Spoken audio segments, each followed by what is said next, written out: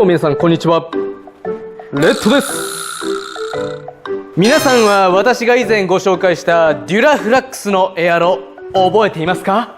もうあの時取り付けたエアロのチリがね、もう半端なくやばかったんですけど、今回はそのデュラフラックスのワイドフェンダー、そちらを購入いたしましたのでご案内いたします。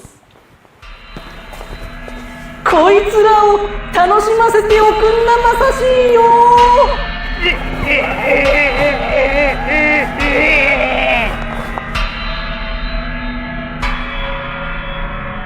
中にいたのは俺だった。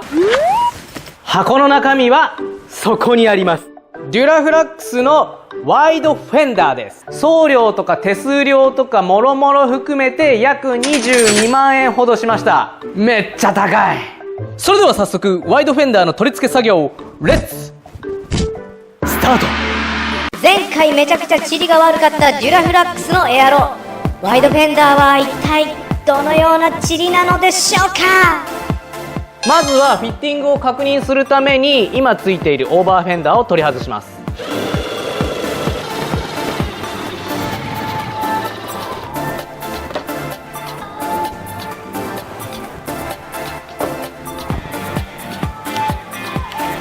ほぼほぼこんな感じかな。いや、このワイドはやべえどんだけワイド？これどんだけワイド？フロントが 50mm ワイドになっています。 50mm。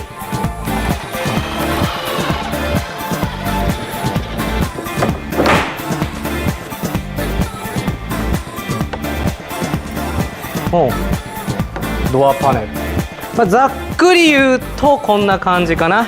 一応爪折りをして少し出してるのでプラス1センチぐらいはなってるんですけど、80ミリぐらいは、片側出てますね。そしたら一旦ビスを使って仮固定をしていきます。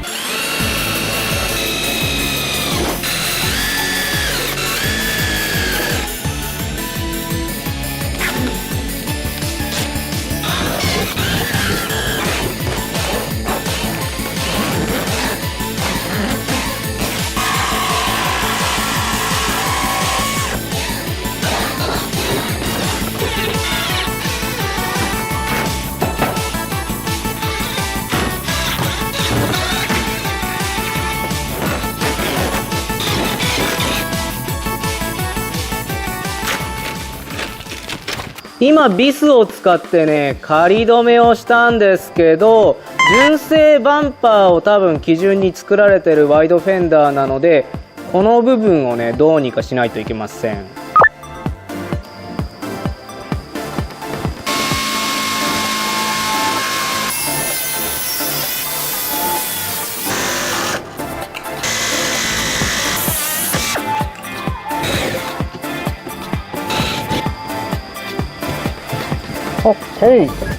こんな感じで組み込みができたので、次はフェンダーを外してアーチカットをしていきます。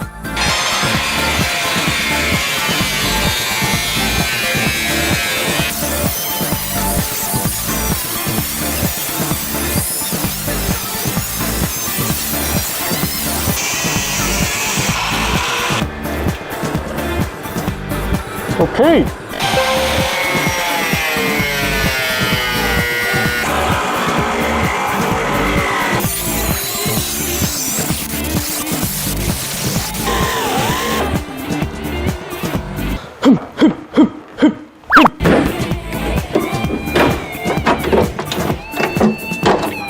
取れました。この後溶接をするので、この面とこの面の塗装をある程度剥がしておきます。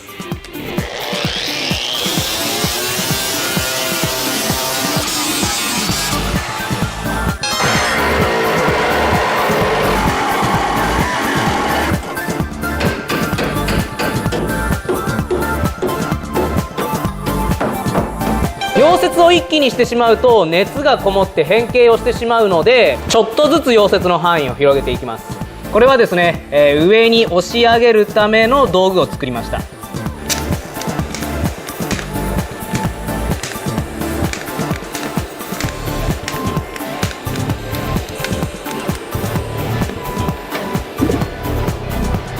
そしたら溶接箇所をね増やしていきます。今のこの状態だと強度が弱いです。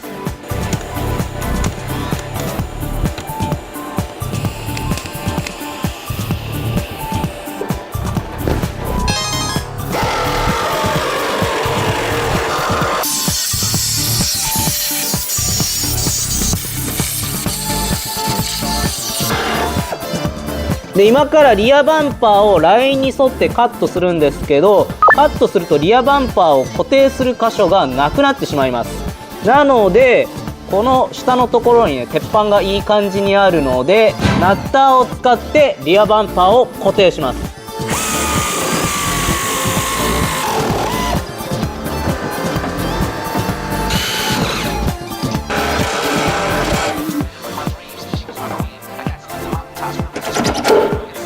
これでリアバンパーの固定ができるようになりました。次にシリコーンなどを使ってこの接合部分にコーキングをしていってもいいんですけど、補強のためにこちら 3M のパネルボンドを使っていきます。きたきたきたきたぜ。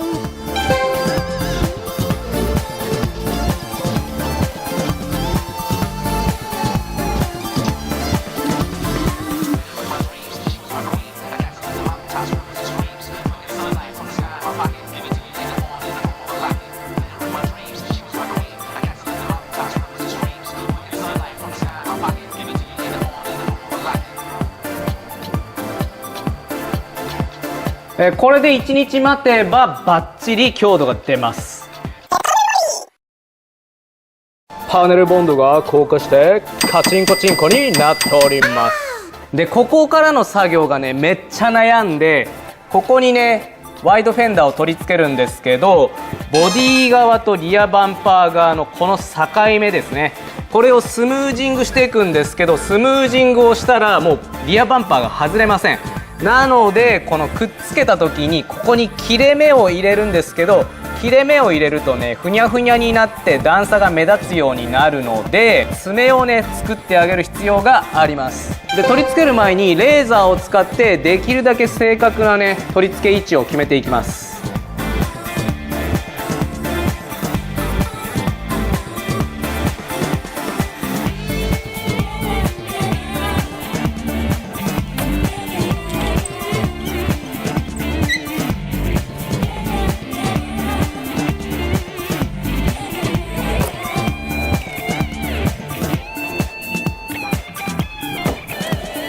はい、できた。素晴らしい。これで今カットラインが分かったので、端っこのエリアを残した状態でこのラインをカットしていきます。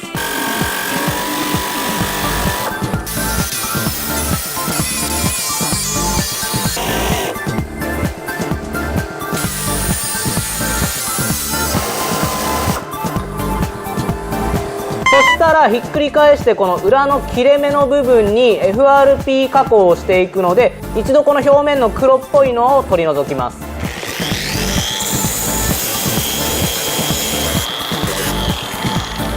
そして今カットしたところが実際に取り付けるとね歪んでしまいます。そこで登場するのがこちら、アルミテープですね。カットしたところにアルミテープが入るようにしていきます。であとは表の段差を消すようにアルミテープで補強します。そしてこのままひっくり返せばあらよ。はい、こんな感じに境ができました。このアルミテープの周りに L 字 L 字で骨をね FRP で作ってあげます。そしたら下準備でガラスマットを先に切って準備しておきます。これを後でするとね時間がかかって効果時間が足りなくなっちゃうんですね。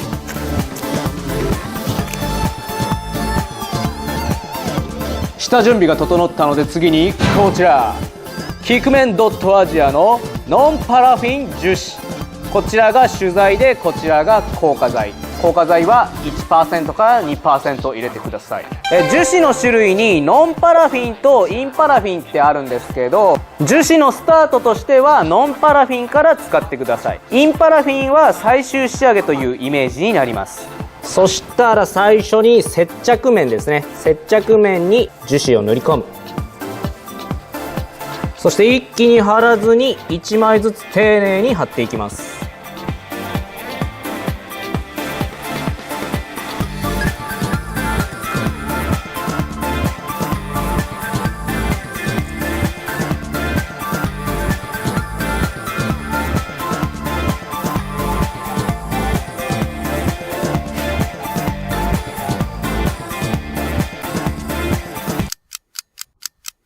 今樹脂が硬化して表面がペタペタするようになっています。これはノンパラなので表面がペタペタしています。そして今ガラスクロスを片側に2枚しか使っていないのでちょっとね強度としては弱いので、こちらガラスクロスを仕上げとしてね貼り込んでいきます。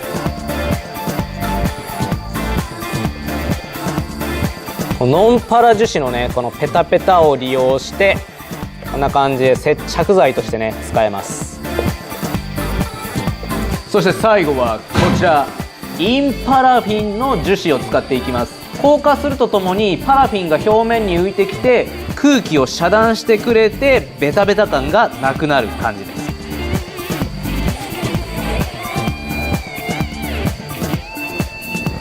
あとは固まるのを待ちます。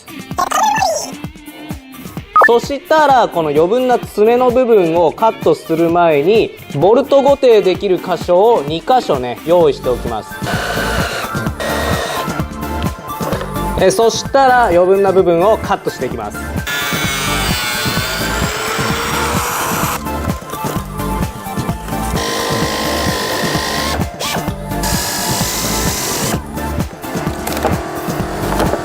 見事にパカッとね割れるようになりました。そして今分離をしてしまっているのでボルトを使ってもう一度ね固定しちゃいます。今これで固定ができました。そしたらワイドフェンダーの接着を良くするためにこのあらかじめ印をつけたところの金属をむき出しにします。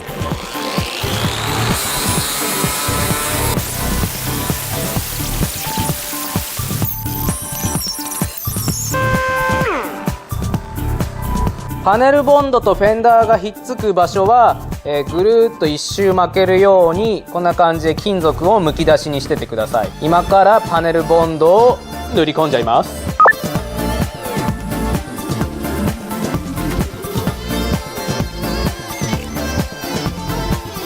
ぐるっと塗ったら金属がむき出しのところを伸ばして金属が見えないようにパネルボンドを塗っておきます。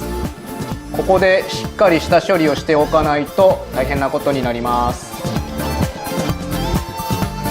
金属部分をしっかり隠したらもう一度ねパネルボンドをぐるっとね貼り付ける面に巻きます。あくまで今のは下地作り。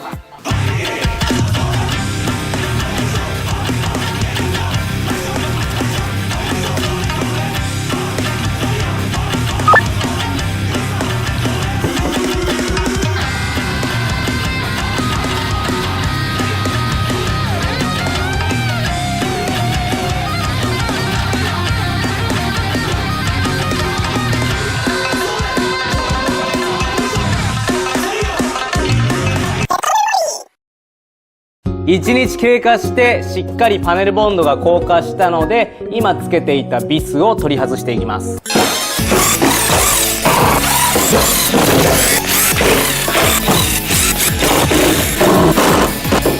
おい、バッチリくっついております。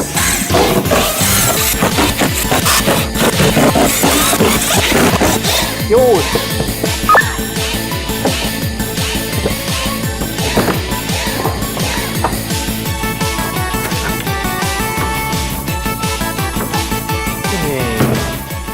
そしたら次にパネルボンドでくっつけた余分なボンドがついているのでそのボンドをねある程度削り落とします。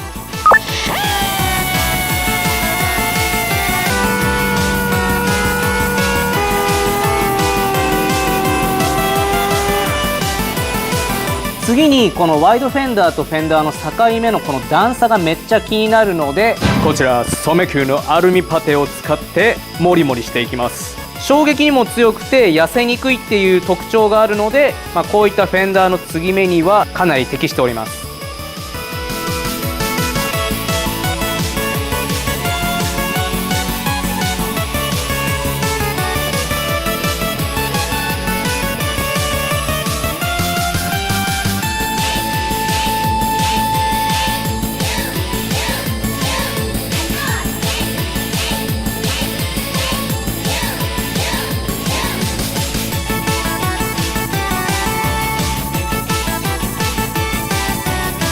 あとはね、乾いたら削って持って削って持っての、繰り返して形を作っていきます。